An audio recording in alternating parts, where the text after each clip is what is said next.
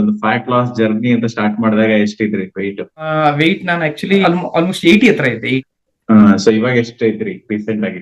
Last time ನೋಡಿದಾಗ 66. ನಂಗೆ before ನಿಮ್ಮ ಹತ್ರ ಜಾಯ್ನ್ ಆಗಿ ಮುಂಚೆ ಫ್ರಾಂಕ್ಲಿ ಸ್ಪೀಕಿಂಗ್ ನಂಗೆ ಒಂದು ಮೀಲ್ ಊಟ ಮಾಡಿದ ತಕ್ಷಣ ಹೆವಿ ಆಗೋದು ಬಾಡಿ ಫೀಲ್, ಸುಸ್ತು. ಸುಸ್ತು ಅಂದ್ರೆ ನನ್ಗೆ ಟೈರ್ಡ್ನೆಸ್, ಊಟ ಮಾಡಿದ್ದೆಲ್ಲ ನಂಗೆ ಆಕ್ಚುಲಿ ವಾಪಸ್ ಬರೋ ತರ ಫೀಲ್ ಆಗೋದು. ಅಸಿಡಿಟಿ ತುಂಬಾ ಹೈಪರ್ ಇತ್ತು.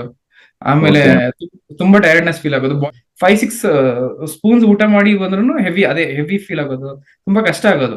ಸೊ ಈಗ ಅಂತೂ ಲೈಕ್ ಲೈಟ್ ಇದೆ ಬಾಡಿ, ಏನು ಆರಾಮ್, ಖುಷಿ ಆಗುತ್ತೆ. ಆಕ್ಚುಲಿ ಕೊಲೆಸ್ಟ್ರಾಲ್ ಇದ್ದು ಟ್ಯಾಬ್ಲೆಟ್ ಕೊಟ್ಟಿದ್ರು, ಡಾಕ್ಟರ್ ಕೊಟ್ಟಿದ್ರು. ನಾನೊಂದ್ 4-5 ಕಡೆ ವಿಚಾರಿಸಿದೆ, ಆಮೇಲೆ ಇಲ್ಲ ತಗೋಬಾರ್ದು ಅಂತ ಹೇಳಿದ್ರು.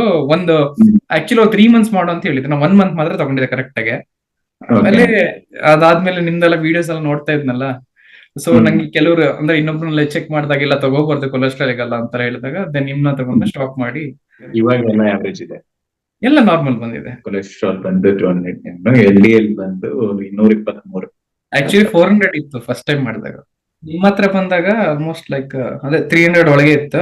ಅದಾದ್ಮೇಲೆ ವಿತೌಟ್ ಇದು ಎಲ್ಲ ಕಡಿಮೆ ಆಗಿದೆ. ಟ್ಯಾಬ್ಲೆಟ್ ಎಲ್ಲ ಕಡಿಮೆ ಆಯ್ತು, ವಿತ್ weight ಅದು ಕೂಡ ಕಡಿಮೆ ಆಯ್ತು ಅಷ್ಟೇ. ಹೌದು. ಇವಾಗ ನೀವು ಸೈಡ್ ಆಂಗಲ್ ಇಂದ ಎಲ್ಲ ನಿಮ್ಮದು ಬಾಡಿ ಸಕಲಾಗಿ ಕಾಣ್ತದೆ. ಏನು ಆಫೀಸ್ ಅಲ್ಲಿ ಹೇಳ್ತಾ ಇರ್ತಾರೆ, ತುಂಬಾ ಚೆನ್ನಾಗಿದ್ಯಾ, ಇವಾಗ ತುಂಬಾ ಚಿಕ್ಕ ತರ ಕಾಣಿಸ್ತೀಯ ಅಂತ ತುಂಬಾ ಜನ ಹೇಳ್ತಾರೆ.